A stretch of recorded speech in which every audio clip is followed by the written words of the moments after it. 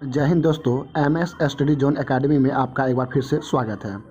हम बिहार विशेष पर चर्चा कर रहे थे और यह इसका पार्ट तीसरा है। तो देरी नहीं करते हुए शुरू करते हैं आज के सेशन को। तो आज के सेशन के अंतर्गत हम लोग देखेंगे बिहार के प्रमुख स्मारक नालंदा विश्वविद्यालय। तो नालंदा विश्वविद्यालय की अगर हम लोग बात करें तो इसके संस्थापक थे कुमारगुप्त, जो कि गुप्त वंश से संबंधित थे। और इस अगर हम लोग बात करें नालंदा विश्वविद्यालय कहाँ अवस्थित है, तो नालंदा विश्वविद्यालय नालंदा जिला बिहार शरीफ में अवस्थित है, अर्थात बिहार में है। नालंदा जिला बिहार में स्थित है। तो इसके संस्थापक की बात की जाए तो कुमारगुप्त है, एवं इसके नष्टकर्ता की बात की जाए तो ये बख्तियार खिलजी है, जो कि कुतुबुद्दीन ऐबक का सेनापति था। एक महत्वपूर्ण प्रश्न पूछा जाता है कि चाणक्य का संबंध है, तो चाणक्य का संबंध जो है वो तक्षशिला विश्वविद्यालय से था। अब हम लोग देखेंगे शेर शाह सूरी का मकबरा, जो यहाँ पर आप लोग फिगर में देख रहे होंगे। तो अगर हम लोग स्थान की बात करें तो यह सासाराम रोहतास बिहार में अवस्थित है। और यह मकबरा भारत और इस्लामी वास्तुकला का एक उदाहरण है। ये प्रश्न बार बार पूछा जाता है कि भारत और इस्लामी वास्तुकला का उदाहरण है तो शेर शाह सूरी का मकबरा। इसे वास्तुकार मीर मोहम्मद अली वाल खान द्वारा डिजाइन किया गया था। यह बलुआ पत्थर का मकबरा है, जो एक कृत्रिम झील, जो आप लोग यहाँ फिगर में देख रहे होंगे, कृत्रिम झील के बीच में खड़ा है और यह लगभग वर्गाकार है। इसे भारत के दूसरे ताजमहल के रूप में भी जाना जाता है। मोस्ट VVI प्रश्न है कि भारत का दूसरा ताजमहल के रूप में किसे जाना जाता है, तो शेर शाह सूरी के मकबरा को। महाबोधि मंदिर आप लोग फिगर में देख रहे होंगे। तो महाबोधि विहार या महाबोधि मंदिर यह बोध गया में स्थित है और यह प्रसिद्ध बौद्ध विहार है। यूनेस्को ने इसे विश्व धरोहर 2002 में घोषित किया था। मोस्ट VVI प्रश्न कि महाबोधि मंदिर को यूनेस्को ने विश्व धरोहर में कब घोषित किया था, तो 2002 में। यह विहार उसी स्थान पर खड़ा है जहां पर गौतम बुद्ध ने ईसा पूर्व 6ठी शताब्दी में ज्ञान प्राप्त किया था। तो आप लोग याद रखिएगा कि यह यूनेस्को की विश्व धरोहर की सूची में सम्मिलित है महाबोधि मंदिर, और यह कब शामिल किया गया है, तो 2002 में। अब बात करें अशोक स्तंभ की, जो कि आप लोग यहाँ पर फिगर में देख रहे होंगे। तो अशोक स्तंभ बिहार राज्य के वैशाली जिला में स्थित है। यह पूछा जाता है कि अशोक स्तंभ कहाँ अवस्थित है, तो बिहार राज्य के वैशाली जिला में। माना जाता है कि सम्राट अशोक कलिंग विजय के बाद बौद्ध धर्म का अनुयायी बन गया था और वैशाली में एक अशोक स्तंभ बनाया था। तो पूछा जाता है कि अशोक स्तंभ किसने बनाया, तो अशोक ने, और यह कहाँ अवस्थित है, तो बिहार राज्य के वैशाली जिला में। चूँकि भगवान बुद्ध ने वैशाली में अपना अंतिम उपदेश दिया था, उसी की याद में यह स्तंभ बनवाया गया था। वैशाली स्थित अशोक स्तंभ अन्य स्तंभों से काफ़ी अलग है। स्तंभ के शीर्ष पर त्रुटिपूर्ण तरीके से एक सिंह की आकृति बनी हुई है, यहाँ फिगर में देख रहे होंगे, जिसका मुंह उत्तर की दिशा में है। इसे भगवान बुद्ध की अंतिम यात्रा की दिशा माना जाता है। स्तंभ के बगल में एक ईंट का बना एक स्तूप है और एक तालाब है जिसे रामकुंड के नाम से जाना जाता है। यह बौद्धों का एक पवित्र स्थान है। तो आप लोग अशोक स्तंभ को भी समझ गए होंगे। विक्रमशिला विश्वविद्यालय, अगर हम लोग बात करें विक्रमशिला विश्वविद्यालय कहाँ अवस्थित है, तो बिहार राज्य में। किस जिला में अवस्थित है, तो भागलपुर जिला में। और अगर निर्माता की बात की जाए तो विक्रमशिला विश्वविद्यालय नालंदा विश्वविद्यालय के समकक्ष माना जाता है। इसका निर्माण काल 770 से 810 ईस्वी अर्थात 8वीं शताब्दी में इसका निर्माण हुआ था।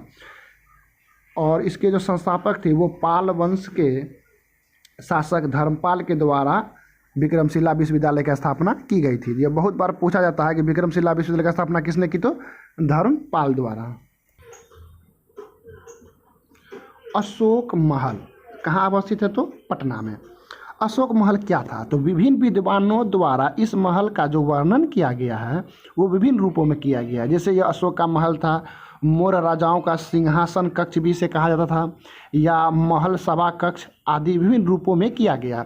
लेकिन सबसे अधिक जो मान्य मत है कि वह तीसरी सदी के ईसा पूर्व अशोक के शासनकाल में पाटलिपुत्र में जो आयोजित की गई थी तृतीय बौद्ध संगति, उसका यह सभागार था। तो बहुत बार पूछा जाता है कि अशोक महल कहाँ अवस्थित है, तो पटना में अवस्थित है। अब हम भारत रत्न प्राप्त बिहार के विशिष्ट व्यक्तियों के विषय में चर्चा करेंगे कि ऐसे कौन से व्यक्ति हैं बिहार के जिन्होंने भारत रत्न प्राप्त किया है। तो पहले नाम की चर्चा करें तो डॉक्टर राजेंद्र प्रसाद, जो भारत के प्रथम राष्ट्रपति थे और 1962 में इसे पहला भारत रत्न प्राप्त हुआ था। दूसरे थे डॉक्टर जाकिर हुसैन, ये भारत के प्रथम मुस्लिम राष्ट्रपति थे और उसे 1963 ईस्वी में भारत रत्न मिला था। अगले हैं मौलाना अबुल कलाम आज़ाद, जो कि भारत के प्रथम शिक्षा मंत्री हैं। ये प्रश्न भी पूछा जाता है कि भारत के प्रथम राष्ट्रपति डॉक्टर राजेंद्र प्रसाद, भारत के प्रथम मुस्लिम राष्ट्रपति डॉक्टर जाकिर हुसैन, भारत के प्रथम शिक्षा मंत्री अबुल कलाम आज़ाद, जिसे 1992 में भारत रत्न मिला था। अगले हैं JRD टाटा। इनका पूरा नाम अगर बात की जाए तो जहांगीर रतन जी दादा भाई टाटा, जो भारत के वायुयान उद्योग एवं अन्य उद्योगों में सबसे अग्रणी है और इससे 1992 में ही भारत रत्न मिला था। JRD टाटा बहुत बड़े उद्योगपति हैं। अगले हैं जयप्रकाश नारायण, यह भारतीय स्वतंत्रता सेनानी हैं और इसे जयप्रकाश नारायण भारतीय स्वतंत्रता सेनानी है, जिसे 1999 ईस्वी में भारत रत्न मिला था। अगले हैं बिस्मिल्लाह खां, ये बहुत बार पूछा जाता है कि बिस्मिल्लाह खां का संबंध है, तो शहनाई वादक हैं ये बिस्मिल्लाह खां और इसे 2001 में भारत रत्न से नवाजा गया था। तो ये सभी प्रमुख व्यक्ति जो बिहार से संबंधित है और जिन्हें भारत रत्न मिला है और इनसे एग्जाम में अक्सर प्रश्न पूछे जाते हैं, इसे आप लोग अच्छी तरह से देख लीजिएगा। महत्वपूर्ण व्यक्ति एवं उसके उपनाम, इनसे भी अक्सर बिहार में प्रश्न पूछे जाते हैं। डॉक्टर राजेंद्र प्रसाद, अजातशत्रु या देश रत्न के नाम से किसे जाना जाता है, तो डॉक्टर राजेंद्र प्रसाद को। जयप्रकाश नारायण लोकनायक के नाम से किसे जाना जाता है, तो जयप्रकाश नारायण को। वीर कुंवर सिंह बाबू के नाम से किसे जानते हैं, तो वीर कुंवर सिंह को। डॉक्टर श्री कृष्ण सिंह, तो बिहार केसरी किसे कहते हैं, डॉक्टर श्री कृष्ण सिंह को। नागार्जुन किसे कहते हैं, तो बाबा को नागार्जुन कहा जाता है। बाबू जगजीवन राम, बाबू जी को बाबू जगजीवन राम कहा जाता है। और अगर राष्ट्र कवि की बात की जाए तो रामधारी सिंह दिनकर, ये राष्ट्र कवि के नाम से जाने जाते थे। जस्टिस ऑफ पीस के नाम से जनार्दन प्रसाद सिंह को जाना जाता है। और बिहार विभूति डॉक्टर अनुग्रह नारायण सिंह बिहार विभूति के नाम से जाने जाते हैं। एक बार फिर से चर्चा करें, अजातशत्रु या देश रत्न डॉक्टर राजेंद्र प्रसाद, लोकनायक जयप्रकाश नारायण बाबू, कुंवर सिंह, बिहार केसरी डॉक्टर श्री कृष्ण सिंह, बाबा नागार्जुन के नाम से जाना जाते हैं। और बाबू जगजीवन राम, राष्ट्रकवि Ramdhari Singh Dinkar, justice of peace Janardan Prasad Singh और बिहार विभूति डॉक्टर अनुग्रह नारायण सिंह, ये प्रमुख व्यक्ति और उसके उपनाम हैं। बिहार विश्व में प्रथम पर हम लोग चर्चा करेंगे। अगर हम लोग बात करें कि विश्व का प्रथम गणराज्य, तो यह वज्जी वैशाली में अवस्थित है। प्रथम विश्वविद्यालय नालंदा विश्वविद्यालय है, यहाँ फिगर में देख रहे होंगे आप लोग। प्राचीन वैभवशाला नगर की बात की जाए तो पाटलिपुत्र है। और प्रथम गणितज्ञ की बात की जाए तो आर्यभट्ट हैं, जिन्होंने जीरो की खोज की थी। बौद्ध धर्म के प्रवर्तक गौतम बुद्ध थे। विश्व का प्रथम योग विश्वविद्यालय कहाँ खोला गया था, तो मुंगेर में, यहाँ फिगर में आप लोग देख रहे होंगे। विश्व का प्रथम सम्राट जिसने अस्त्र शस्त्र का त्याग कर दिया था, तो सम्राट अशोक। विश्व में प्रथम जैन संगति कहाँ हुई थी, तो पाटलिपुत्र में। विश्व में प्रथम बौद्ध संगति कहाँ हुई थी, तो राजगृह में। बिहार में प्रथम पर अगर हम लोग चर्चा करें तो प्रथम गणराज्य वजीर चंद वैशाली है। दिल्ली के सिंहासन पर बैठने वाला प्रथम बिहारी शासक शेर शाह सूरी है, जिसका मकबरा सासाराम बिहार में अवस्थित है। प्राचीन बिहार का प्रथम विश्वविद्यालय है नालंदा विश्वविद्यालय। आधुनिक बिहार का प्रथम विश्वविद्यालय तो पटना विश्वविद्यालय। इसकी जो स्थापना हुई थी वो हुई थी 1917 में। बहुत बार एग्जाम में पूछा गया है। प्रथम राज्यपाल जय रामदास दौलत राम, ये प्रथम राज्यपाल है। प्रथम मुस्लिम राज्यपाल डॉक्टर जाकिर हुसैन। प्रथम मुख्यमंत्री डॉक्टर श्री कृष्ण सिंह। प्रथम मुस्लिम मुख्यमंत्री अब्दुल गफूर। प्रथम महिला मुख्यमंत्री राबड़ी देवी। प्रथम दलित मुख्यमंत्री भोला पासवान शास्त्री। प्रथम निर्दलीय मुख्यमंत्री महामाया प्रसाद सिन्हा। प्रथम विधानसभा अध्यक्ष राम दयालु सिंह।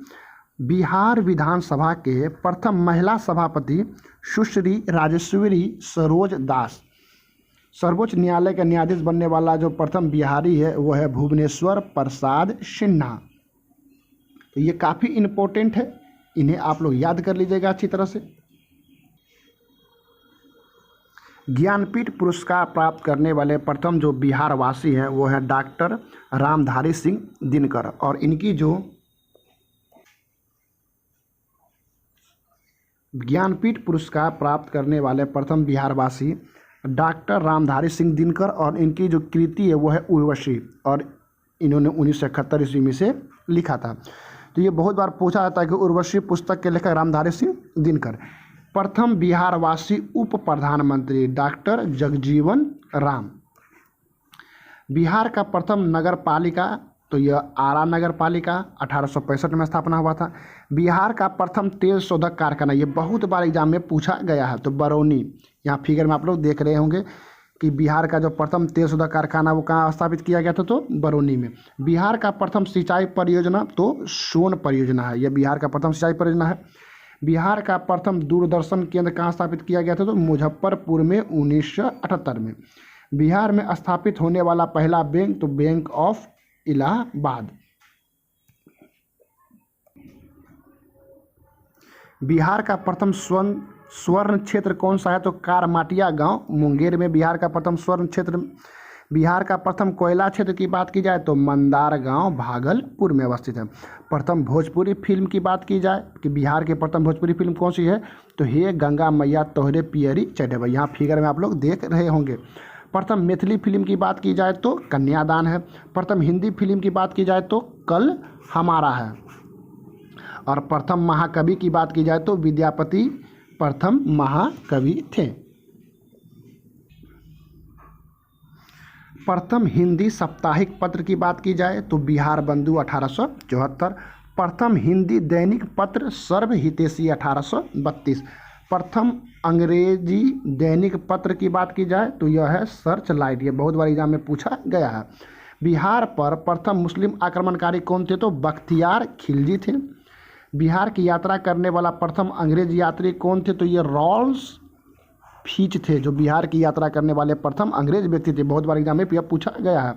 बिहार के प्रथम सिख गुरु यात्री की बात की जाए तो ये गुरु नानक थे।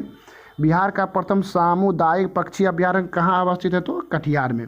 और बिहार का प्रथम कछुआ पुनर्वास केंद्र कहाँ अवस्थित है, तो भागलपुर में। ये बार बार बीपीएससी में भी पूछा जाता है कि बिहार का प्रथम कछुआ पुनर्वास केंद्र कहाँ अवस्थित है, तो भागलपुर में। डियर स्टूडेंट, पिछले वीडियो में एक गलत इन्फॉर्मेशन चला गया था कि बिहार की जो मैथिली भाषा है उसको 92वां संविधान संशोधन 2003 के तहत संविधान की 8वीं अनुसूची में जोड़ा गया था, जो कि गलती से खतर बोला चला गया था। एक्चुअली में 92वां संविधान संशोधन के तहत 2003 में संविधान की 8वीं अनुसूची में मैथिली भाषा को जोड़ा गया था। 1967 में संविधान के 21वें संविधान संशोधन द्वारा सिंधी को 8वीं अनुसूची में जोड़ा गया। 1992 में संविधान के 71वें संविधान संशोधन द्वारा मणिपुर, पुरी, कोंकणी एवं नेपाली को 8वीं अनुसूची में जोड़ा गया। और 92वां संविधान संशोधन अधिनियम 2003 के तहत संविधान की 8वीं अनुसूची में मैथिली, संथाली, डोगरी एवं बोडो भाषा को संविधान की 8वीं अनुसूची में जोड़ा गया। इसी के साथ आज के सेशन को समाप्त करते हैं। मिलते हैं अगले वीडियो में, तब तक के लिए जय हिंद, जय भारत।